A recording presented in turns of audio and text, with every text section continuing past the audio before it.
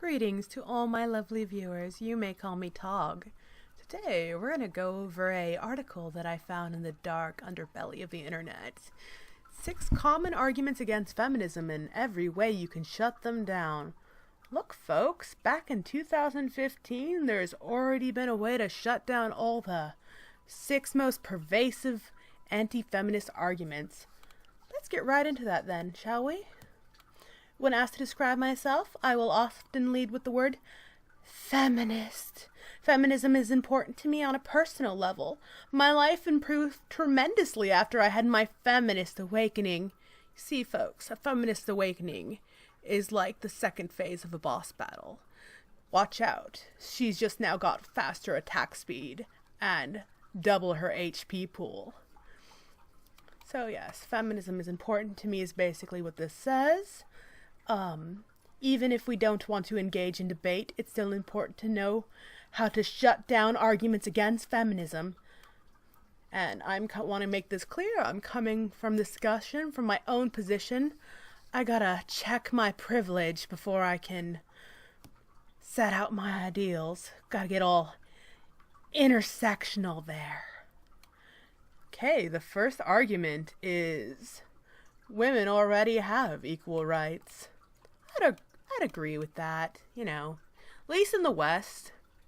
Like, I'm sure there's places where women don't have equal rights, but I think in the West, in fact, I think women are pretty privileged in some ways.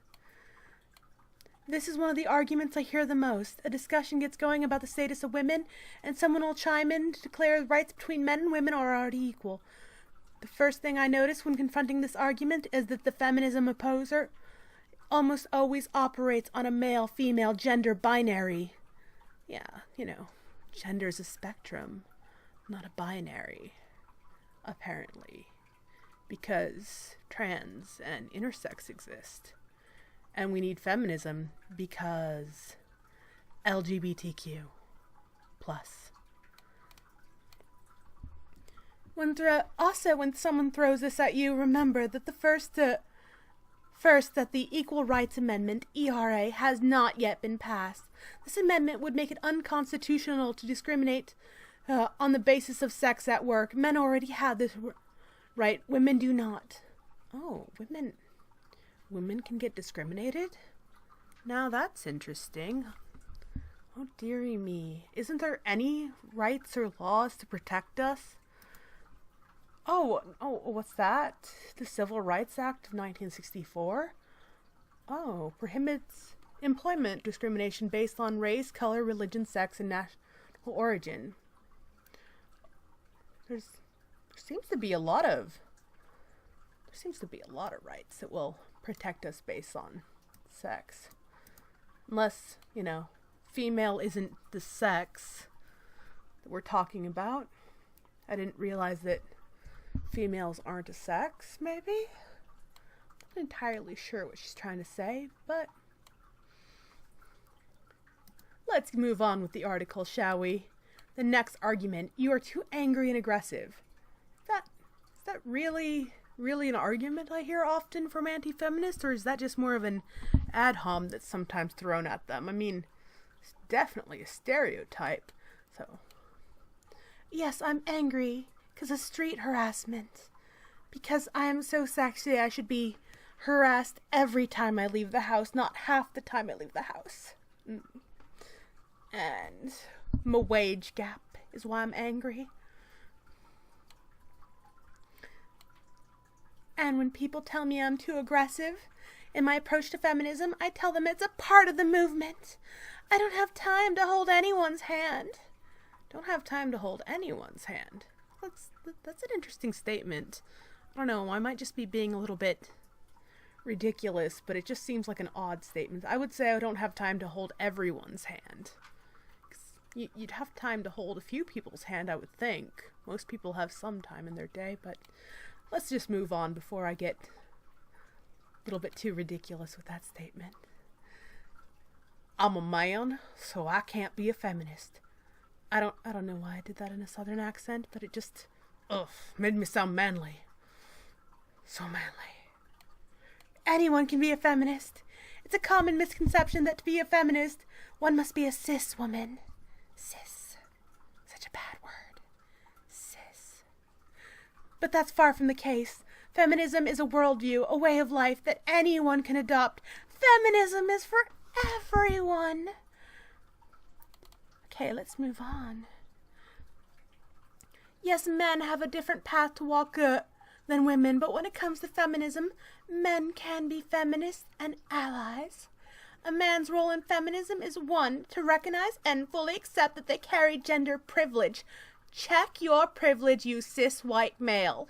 Listen to women and others who are oppressed by patriarchal systems and value. Use their privilege to benefit those who do not share that privilege. Like, how do you share your privilege? If privilege is something you're born with, how do you share it? And can people trade it in for cash value? I really need to know more about this privilege. Call it misogyny when you see it. If you're a man and your guy friends tell a sexist joke, tell them it isn't okay to say those things about women. So, but if me and my lady friends want to go around and make fun of men and some of the size of their parts, that's perfectly acceptable. That's fine. Just remember that you have an instrumental part to play in this movement, but the movement does not belong to you. Remember that, gentlemen. Feminism is for everyone, but feminism does not belong to you. Just so we make ourselves clear. Feminism is a lost cause. I'm not an optimist, and I don't think that we will necessarily see gender equality in my lifetime. But the same way feminism doesn't belong to men, it doesn't belong solely to my generation. Oh, let me share my feminism with all the world. The struggle is for the benefit of all women, not just the ones I might meet while I'm alive. It's important that we push for equality, even if we won't necessarily see our hard work come fully to fruition. What I tell others, and even myself, because I get so frustrated with the slow process too, is that the end goal of feminism isn't necessarily to turn the world into a feminist paradise. What is the end goal of feminism? I would like to know. Can someone tell me down in the comments? I'd love to see your answers. Sometimes the goal is to pass the ERA, a completely redundant act. Sometimes it's to get safe housing for LGBTQ kids. If I'm not mistaken, doesn't the LGBTQ plus have quite a few of their own organizations? So, doesn't that sort of say something when your movement just kind of picks up other movements rather than doing what it initially sought after? And sometimes it's to tell our little sisters not to let the boys at school pick on her because she's just as good as they are. Oh. But let's not worry about our little brothers if he gets picked on by the girls or other boys. Or if your little sister gets picked on by other girls, which is usually the case. Let's move on.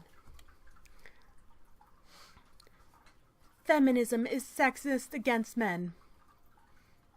I could agree with that. I mean, the earlier articles kind of make that pretty clear, doesn't it? Or the earlier statements in this article. Because feminism isn't for men, but it's for everyone. That automatically kind of implies sexism. All right, let's see how we argue this. I hear this a lot, and I bet you do too. Oh, we're getting real intersectional here, aren't we? It's the power plus prejudice argument. Oh, don't we love this one? Meaning women can't be sexist. Certainly women can be biased against men, say rude things to them, treat them poorly. Yes, no doubt. But because women are not in a greater position of social power, these are incidents of discrimination, not oppression or sexism. Sexism, when a certain sex or gender, in the case of contemporary society, this gender is women and trans people, gotta get nice and intersectional, is systematically discriminated against. So yeah, definitely, this whole thing is just sexism is sexism plus power. But let's see the actual definition of sexism. You know, I'm curious. Prejudice or discrimination based on sex, especially discrimination against women. Second definition, behaviors or conditions or attitudes that foster social roles based on sex. Now, one thing that I find kind of interesting about the second definition kind of says that the first definition of sexism is sexist. It's just a little something I noticed because, like, logically speaking, the whole thing is that discrimination based off sex would be worse for women, you know, especially against women, because men can just man up and take it. Just take a look at a man, which is stereotyping. Just something kind of funny I find even in the dictionary definition based off sexism. There's definitely a little sexism there. Okay, moving on. I'm a woman and I don't need feminism. Right on, sister. Right there with you. Oh wait, no, this is an argument, not a statement. Well, we all need feminism. A woman who says this needs to be reminded of her own privilege before she makes this kind of judgment. Oh, I need to check my privilege. I don't need feminism, but let's check my privilege. 23 out of 100 points. I am so underprivileged I can say whatever I want. It's fine. Looks like I got myself a nice pedestal with all this intersectionality going on. So, you have way more privilege than me, girlie. So therefore my word counts more than yours? She might be in a position of greater privilege as a woman, white, upper-class, educated, straight, cis, and might not necessarily have experienced some of the brutal effects that patriarchy society dishes out. Whether or not she realizes it. You know, if you're oppressed but you don't really notice it, is it truly oppression? Just asking. And even if the answer to all these questions is no, again, feminism isn't about the individual. We are feminism. You will be assimilated. Resistance is futile. It's about all of us. Women need feminism not only because of your life has been made more difficult due to your gender. What if I argue that my life might be easier due to my gender? Just saying. But also because there isn't a person on the planet who would benefit better without feminism. But remember, feminism isn't about men. But everyone will benefit from feminism. Put simply, all of our lives would be better. Doesn't that sound like it's necessary? Doesn't it indeed? Let me know, people, what you thought of this lovely article, and has anti-feminism been completely blown out of the water? These arguments are just so crippling. I wish all of you a pleasant rest of your day.